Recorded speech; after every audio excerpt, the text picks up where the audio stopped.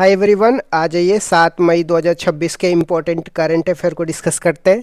So let's get started without any further delay. प्रश्न संख्या 1 से स्टार्ट करते हैं। केंद्र सरकार ने दक्षिण तटीय रेलवे जोन का मुख्यालय कहाँ अधिसूचित किया है? तो विशाखापट्टनम में केंद्र सरकार ने दक्षिण तटीय रेलवे जोन का मुख्यालय अधिसूचित किया है। यह भारत का 19वां रेलवे जोन होगा। 1 जून 2026 से यह प्रभावी हो जाएगा। इसे रेलवे एक्ट 1989 के तहत अधिसूचित किया गया है, तो ये भी आपको ध्यान में रखना है। कोलकाता मेट्रो की बात करते हैं तो एकमात्र ऐसी मेट्रो है जो रेलवे जोन में शामिल है और यह भारत की पहली अंडर वाटर मेट्रो है जो हुगली नदी पे है, तो ये भी आपको ध्यान में रखना है। नेक्स्ट क्वेश्चन में आते हैं। WWF उबेर कप 2026 का खिताब किस देश ने जीता है? तो दक्षिण कोरिया ने जीता है। उबेर कप महिलाओं का बैडमिंटन टूर्नामेंट है। दक्षिण कोरिया ने चीन को हराकर यह खिताब जीता है। इसके आयोजन की बात करते हैं तो होर्सेस डेनमार्क में हुआ है। थॉमस कप का संबंध पुरुषों के बैडमिंटन टूर्नामेंट से है और इसे चीन ने फ्रांस को हराकर जीता है, जबकि भारत ने इसमें कांस्य पदक जीता है, तो ये भी आपको ध्यान में रखना है। नेक्स्ट क्वेश्चन में आते हैं। भारत का पहला AI orbital data centre satellite path finder कौन लॉन्च करेगा? तो फिक्सल और सर्वम AI के द्वारा पाथ फाइंडर लॉन्च किया गया है। यह बेंगलुरु की कंपनी की पहल है। यह केवल फोटो नहीं खींचेगा बल्कि अंतरिक्ष में AI का उपयोग करके डेटा प्रोसेस करेगा। इसमें पिक्सल का कैमरा और सर्वम AI तकनीकी का इस्तेमाल किया गया है। आ जाते हैं नेक्स्ट क्वेश्चन पे। ब्रिक्स एम्प्लॉयमेंट वर्किंग ग्रुप की दूसरी बैठक कहाँ पे आयोजित हुई है? तो तिरुवनंतपुरम केरल में हुई है 7 मई को। इसके मुख्य फोकस की बात करते हैं तो सामाजिक सुरक्षा और श्रम बाजार को संगठित करना है। वर्ष 2026 में ब्रिक्स का होस्ट भारत नई दिल्ली होगा। ब्रिक्स की फॉर्मेशन की बात करते हैं तो पहले ब्रिक होता था, इसका 2006 में फॉर्मेशन होता है ब्राजील, रशिया, इंडिया, चाइना के द्वारा। 2009 में पहली समिट रशिया में होता है और 2010 में साउथ अफ्रीका के जुड़ने के साथ ब्रिक अब ब्रिक्स बन जाता है। 2011 में third BRICS summit South Africa में होता है और अफ्रीका का पहला ब्रिक्स समिट होता है। 15 जुलाई 2014 को न्यू डेवलपमेंट बैंक का एस्टेब्लिशमेंट किया जाता है। जब हम CRA की बात करते हैं तो CRA एक ऐसा एग्रीमेंट है जो ब्रिक्स के सेंट्रल बैंक के साथ एग्रीमेंट है कि किसी भी सडन इमरजेंसी या क्राइसिस के समय में ये एक दूसरे की क्या करेंगे, मदद करेंगे। ब्रिक्स के नए मेंबर की बात करते हैं। ब्रिक्स में नए 5 मेंबर जुड़ करके ब्रिक्स प्लस बन गए, जिसमें Iran, UAE, Ethiopia, Saudi Arabia, Egypt हो गया। इसका ऑब्जेक्टिव की बात करते हैं तो इसका ऑब्जेक्टिव जो है influencing the emerging economy in the global politics. इसके ऑब्जेक्टिव की बात करते हैं तो वेस्टर्न डोमिनेंस को चैलेंज करेगा, जैसे IMF और वर्ल्ड बैंक हो गया। ये नए इमर्जिंग नेशन को रिप्रेजेंट करेगा। ब्रिक्स में जो 5 देश हैं ये 41% वर्ल्ड की पॉपुलेशन को रिप्रेजेंट करते हैं, 24% GDP को रिप्रेजेंट करते हैं वर्ल्ड के, और 16% ये वर्ल्ड के ट्रेड को शेयर करते हैं। 29.3% ये लोग क्या करते हैं, टोटल लैंड सरफेस एरिया को शेयर करते हैं। जब हम CRA की बात करते हैं तो CRA एक एग्रीमेंट है जो ब्रिक्स के सेंट्रल बैंक के साथ, जो म्यूचुअली क्या करेंगे, सपोर्ट करेंगे किसी भी सडन क्राइसिस में।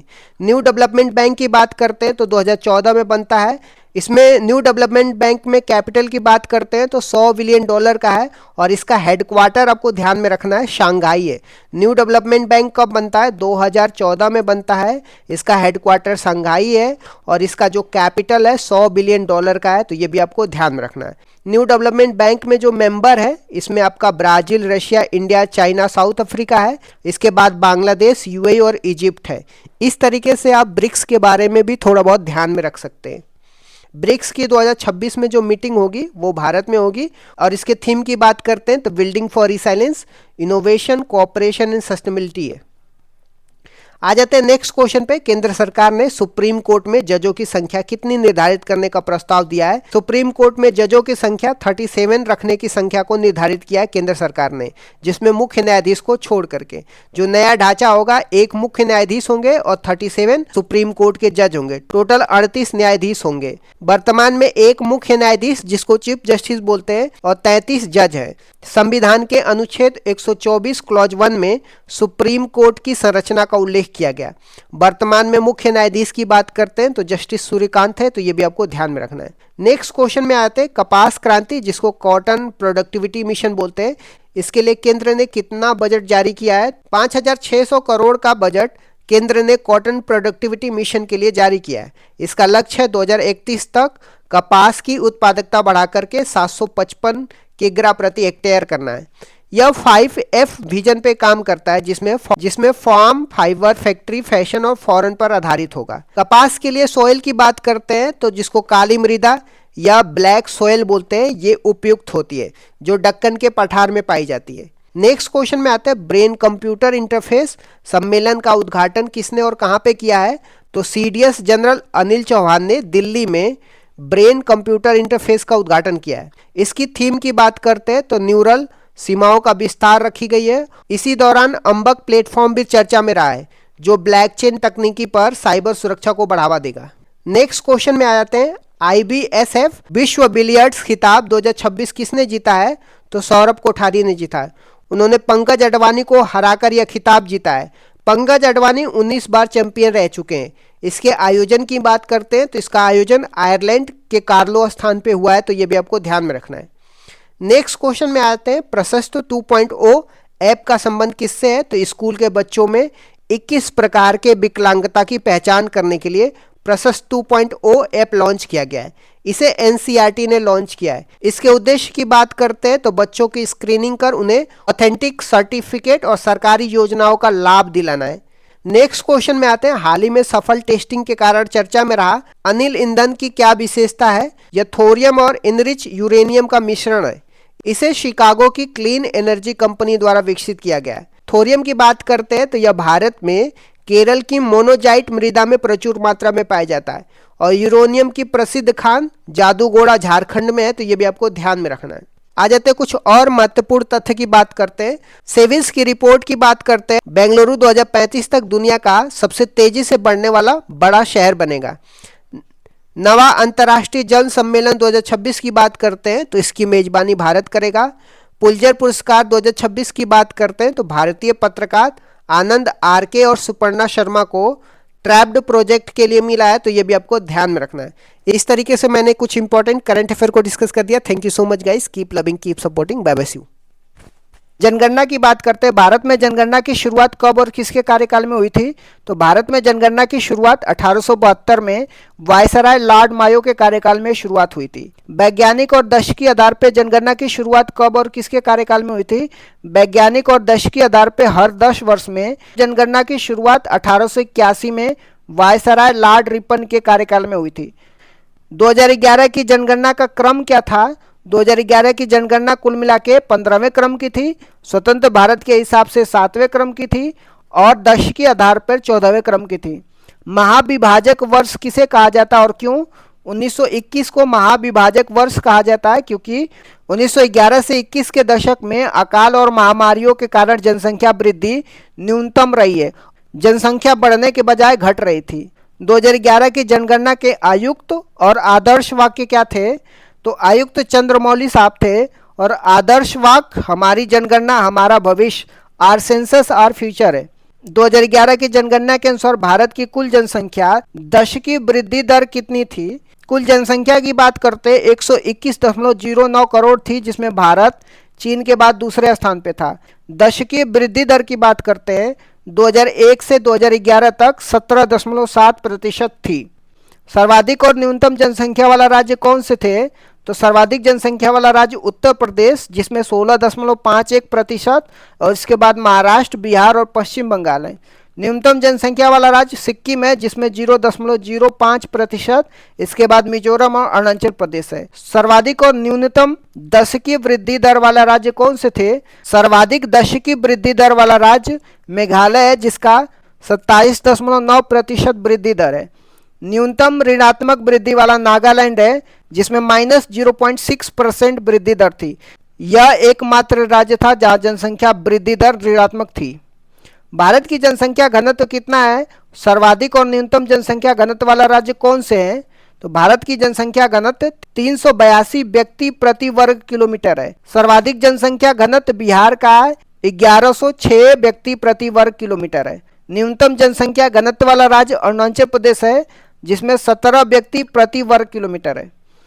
भारत का लिंगानुपात कितना है? सर्वाधिक और न्यूनतम लिंगानुपात वाले राज्य कौन से हैं? भारत का लिंगानुपात की बात करते हैं 943 महिलाएं प्रति 1000 पुरुष पे है।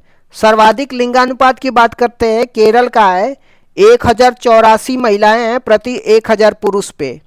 न्यूनतम लिंगानुपात की बात करते हैं, हरियाणा है जिसमें 879 महिलाएं हैं प्रति 1000 पुरुष पे। भारत की साक्षरता दर कितनी है, सर्वाधिक और न्यूनतम साक्षरता वाला राज्य कौन से है, तो भारत की साक्षरता दर 73% है। पुरुष की साक्षरता दर की बात करते हैं 80.09% है, और महिला की साक्षरता दर की बात करते हैं 64.60% है। सर्वाधिक साक्षरता की बात करते हैं केरल का है 94% है, और न्यूनतम साक्षरता बिहार का है 61.80% है। सर्वाधिक अनुसूचित जाति वाला राज्य कौन से है, तो संख्या के आधार पर उत्तर प्रदेश है, प्रतिशत के आधार पर पंजाब है। राज्य की जनसंख्या का 32% जनसंख्या पंजाब में अनुसूचित जाति का है। सर्वाधिक अनुसूचित जनजाति जनसंख्या वाला राज्य कौन से है, संख्या के आधार पर मध्य प्रदेश सर्वाधिक अनुसूचित जनजाति वाला राज्य है। प्रतिशत के आधार पर मिजोरम है,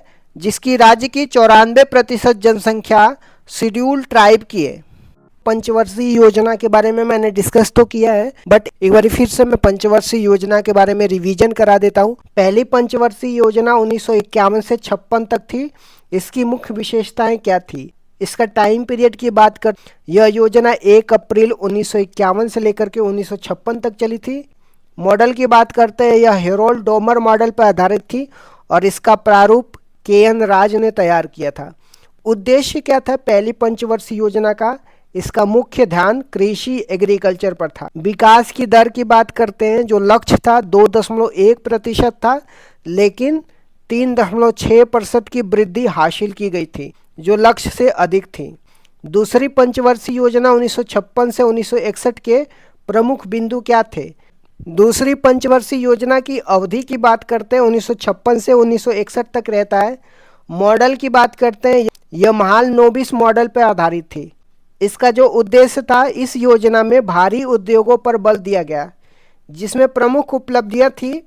इसी योजना के दौरान भिलाई छत्तीसगढ़, राउरकेला उड़ीसा, दुर्गापुर पश्चिम बंगाल में आयरन स्टील प्लांट स्थापित किए गए। विकास की दर की बात करते हैं, लक्ष्य 4.5% का था और प्राप्ति 4.27% थी। तीसरी पंचवर्षीय योजना 1961 से 66 तक क्यों असफल रही थी। 1961 से 66 तक तीसरी पंचवर्षीय योजना थी। यह मॉडल सुखमय चक्रवर्ती मॉडल पर आधारित थी। इसका उद्देश्य था कृषि और उद्योग दोनों पर बल देना। असफलता के कारण ये थे, यह योजना 1962 के दौरान भारत चीन युद्ध और 1965 के भारत पाकिस्तान युद्ध के कारण अपने लक्ष्य को प्राप्त नहीं कर सकी और असफल रही। अन्य घटना की बात करते हैं तीसरी पंचवर्षीय योजना में, इसी दौरान जय जवान जय किसान का नारा दिया गया था, और 1965 में भारतीय खाद्य निगम, जिसको फूड कॉरपोरेशन ऑफ इंडिया की स्टेब्लिशमेंट की बात करते हैं, तो तीसरी पंचवर्षीय योजना में एफसीआई का इस्टेब्लिशमेंट होता है। नेक्स्ट देख लेते हैं योजना अवकाश की। योजना अवकाश, जिसको प्लान हॉलीडेज बोलते हैं, ये क्या था और यह कब हुआ था। तीसरी पंचवर्षीय योजना की असफलता के बाद 1966 से लेकर के 1969 तक 3 वर्षों के लिए कोई पंचवर्षीय योजना नहीं बनाई गई। इसे योजना अवकाश कहा जाता है। इसी दौरान एक एक वर्ष की योजना शुरू की गई थी। खाद्यान्न में आत्मनिर्भरता के लिए हरित क्रांति, जिसको ग्रीन रेवोल्यूशन की शुरुआत की गई थी। चौथी पंचवर्षीय योजना 1969 से 1974 की मुख्य बातें क्या थी, तो इसका टाइम पीरियड की बात करते हैं 1969 से लेकर के 1974 तक थी। यह मॉडल अशोक रुद्र मॉडल पर आधारित थी और इसका प्रारूप DR गॉडगिल ने तैयार किया था। उद्देश्य की बात करते हैं, इसका लक्ष्य स्थिरता के साथ आर्थिक विकास करना, डेवलपमेंट विथ स्टेबिलिटी था। प्रमुख घटनाएं की बात करते हैं तो चौथी पंचवर्षीय योजना में 1969 में 14 बैंकों का राष्ट्रीयकरण किया गया था। ये पहली बात हो गई। इसके बाद 1971 में भारत पाकिस्तान का युद्ध हुआ और 1974 में पहला परमाणु परीक्षण ऑपरेशन स्माइलिंग बुद्धा पोखरण में किया गया था। पांचवी पंचवर्षीय योजना 1974 से 1978 क्यों अद्वितीय थी। यह भारत का एकमात्र ऐसी योजना है जो अपने निर्धारित समय 5 वर्ष से पहले केवल 4 वर्षों में ही समाप्त हो गई। 1974 से लेकर 1978 तक ही रही थी।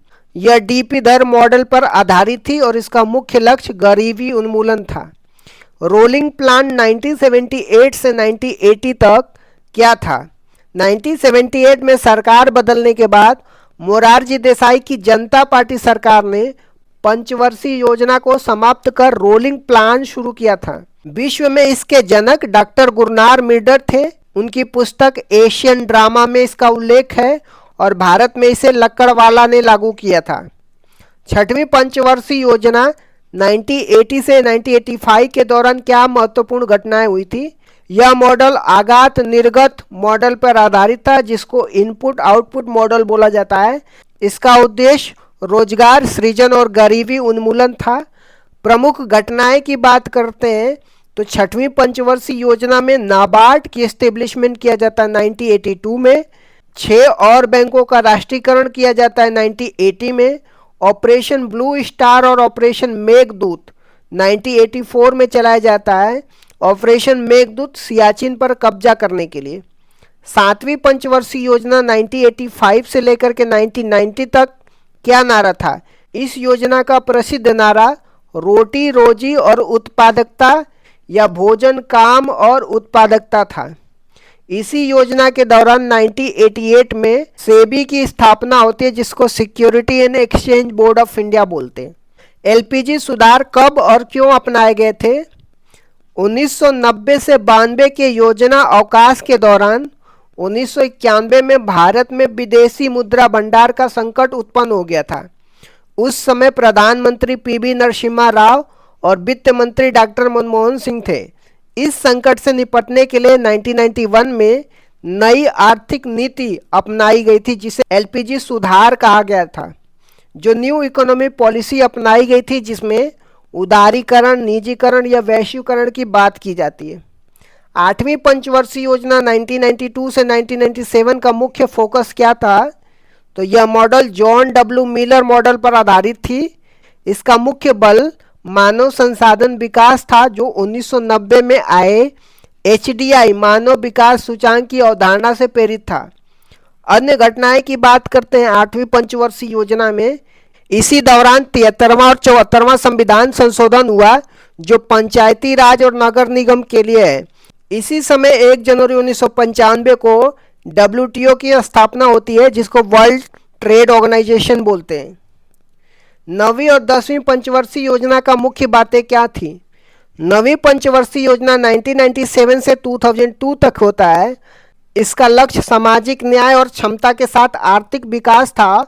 प्रधानमंत्री ग्राम सड़क योजना 25 दिसंबर 2000 को और कारगिल युद्ध 1999 में इसी दौरान हुआ था। 10वीं पंचवर्षीय योजना 2002 से 2007 तक थी। यह भी आगात निर्गात मॉडल पर आधारित थी। नरेगा अधिनियम 2005 में आया और 2 फरवरी 2006 को लागू हुआ था। 11वीं पंचवर्षीय योजना 2007 से लेकर 2012 की विकास दर की क्या विशेषता थी? इसका लक्ष्य तीव्र और समावेशी विकास, जिसको रैपिड एंड इंक्लूसिव डेवलपमेंट था। इसमें 8% की विकास दर हासिल की गई थी, जो सभी पंचवर्षीय योजनाओं में अब तक की सबसे ज़्यादा थी। शिक्षा का अधिकार राइट टू एजुकेशन एक्ट 2009 इसी दौरान आया था। 12वीं पंचवर्षीय योजना 2012 से 2017 का लक्ष्य क्या था?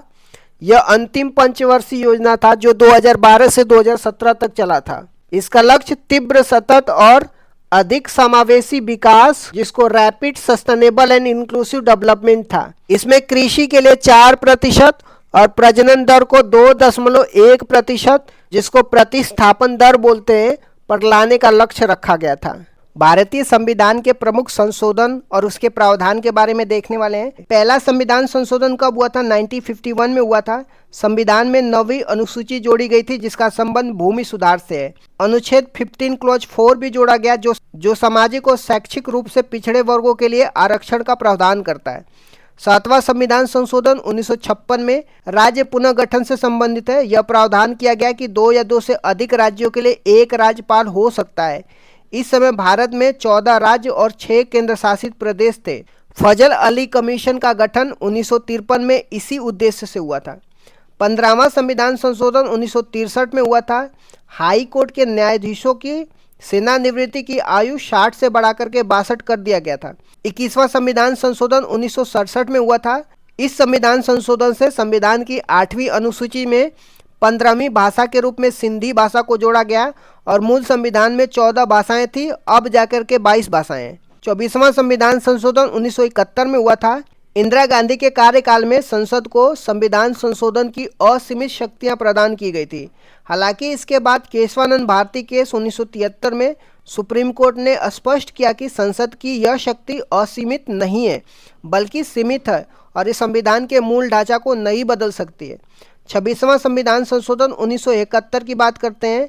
राजाओं को दिए जाने वाला प्रीवी पर्स को समाप्त कर दिया गया, जो देशी रियासतों के एकीकरण के बदले में दी जाने वाली एक बड़ी राशि थी। 36वां संविधान संशोधन 1975 में सिक्किम को भारत का पूर्ण राज्य बनाया गया और ये भारत का 22वां राज्य सिक्किम बन के आया था। 42वां संविधान संशोधन 1976 की बात करते हैं। इसे मिनी कॉन्स्टिट्यूशन या लघु संविधान कहा जाता है। 42वां संविधान में प्रस्तावना में संशोधन किया जिसमें समाजवाद, पंथ निरपेक्ष, अखंडता शब्द जोड़े गए और प्रस्तावना में अब तक ये एकमात्र संशोधन रहे। 42वां संविधान संशोधन में फंडामेंटल ड्यूटी जोड़ी गई थी, जो भाग 4A में अनुच्छेद 51A को जोड़ा गया था, जिसमें मौलिक कर्तव्य शामिल थे। यह सरदार स्वर्ण सिंह समिति की सिफारिश पे फंडामेंटल ड्यूटी, जिसको मौलिक कर्तव्य बोलते हैं, इसको जोड़ा गया था। 42वां संविधान संशोधन में राज्य सूची से समवर्ती सूची में विषयों को हस्तांतरण किया गया, जिसमें 5 विषय वन, वन्यजीव, मापतोल, न्याय प्रशासन और शिक्षा को राज्य सूची से समवर्ती सूची में स्थानांतरित किया गया।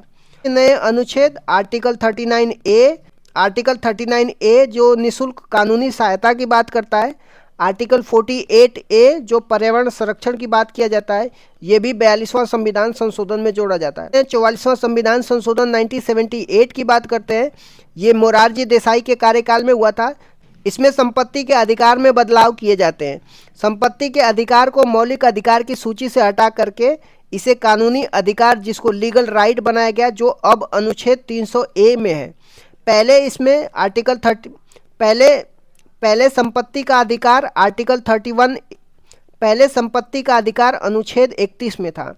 राष्ट्रीय आपातकाल, नेशनल इमरजेंसी की बात करते हैं। इसमें राष्ट्रीय आपातकाल के लिए आंतरिक अशांति के स्थान पे सशस्त्र विद्रोह शब्द का प्रयोग किया गया। राष्ट्रीय आपातकाल लगने के लिए कैबिनेट की लिखित अनुमति को अनिवार्य किया गया। संविधान में कैबिनेट शब्द की पहली बार उल्लेख इसी संशोधन में हुआ था। आ जाते हैं 52वां संविधान संशोधन की बात करते हैं, जो 1985 में हुआ था। राजीव गांधी के कार्यकाल में दल बदल विरोधी कानून आया था, जिसको एंटी डिफेक्शन लॉ बोलते हैं। संविधान में 10वीं सूची जोड़ी गई, जिसका उद्देश्य दल बदल को रोकना था। आ जाते हैं 61वें संविधान संशोधन, जो 1989 में हुआ था। यह राजीव गांधी के कार्यकाल में मतदान की आयु 21 वर्ष से घटा करके 18 वर्ष कर दी गई थी। अब आ जाते हैं 73वां संविधान संशोधन 1992 में। पंचायती राज व्यवस्था या ग्रामीण स्थानीय स्वशासन से संबंधित है।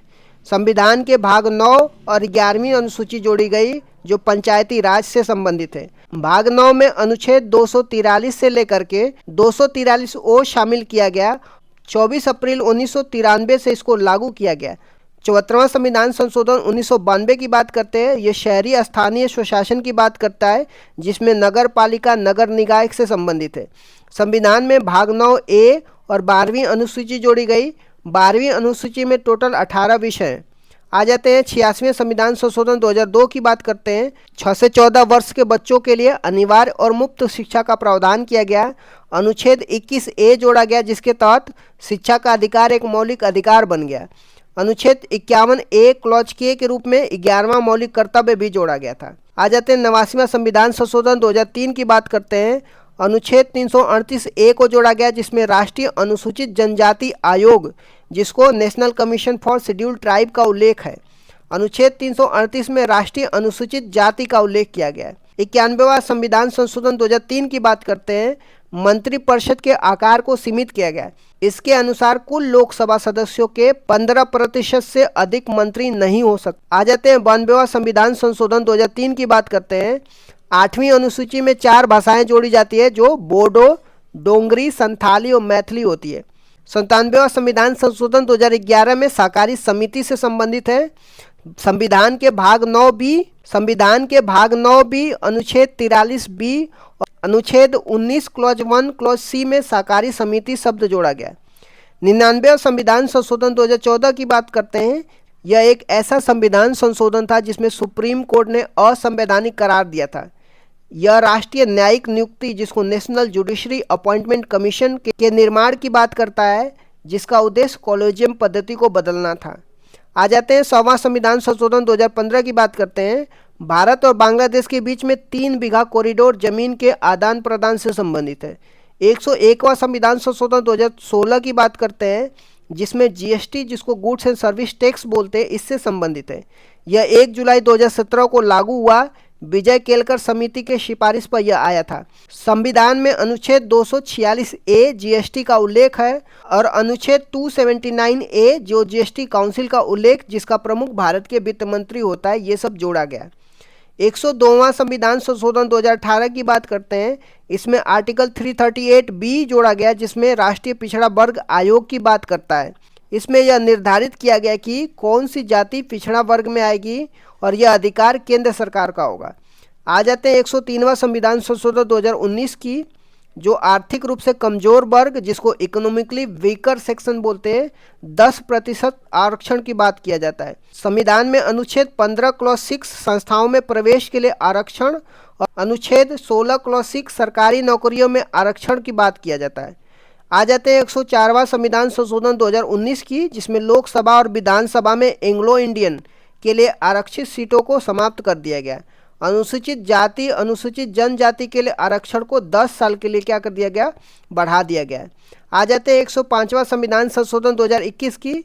यह 102वें संविधान संशोधन में संशोधन करता है। यह राज्य सरकारों को यह अधिकार देता है कि वो अपनी स्वयं की राज्य सूची में शामिल की जाने वाली पिछड़े वर्गों की जातियों की पहचान कर सके, जो शक्ति 102वें संविधान संशोधन में केंद्र के पास दी गई थी। राष्ट्रपति ने 18 अगस्त 2021 को इस पर हस्ताक्षर कर दिया था। आ जाते हैं 106वां संविधान संशोधन 2023 की। इसे नारी शक्ति वंदनम अधिनियम के नाम से भी जाना जाता है। यह 128वां विधेयक था। इसका उद्देश्य लोकसभा और विधानसभा में महिलाओं को 33% आरक्षण प्रदान करना है। इसे अर्जुन मेघवाल ने पेश किया था और राष्ट्रपति ने इसे 28 सितंबर 2023 को सहमति दे दी थी। यह अगला परिसीमन 2026 के बाद लागू होने वाले चुनाव में लागू होगा। आ जाते हैं 129वां संविधान संशोधन विधेयक की। ये संविधान संशोधन विधेयक है जो प्रस्तावित किया गया है। भारत का नवीनतम विधेयक है। जो यह 1 नेशन 1 इलेक्शन की बात किया जाता है, जो एक राष्ट्र एक चुनाव से संबंधित है। यह रामनाथ कोविंद कमेटी की सिफारिश पर पेश किया गया था।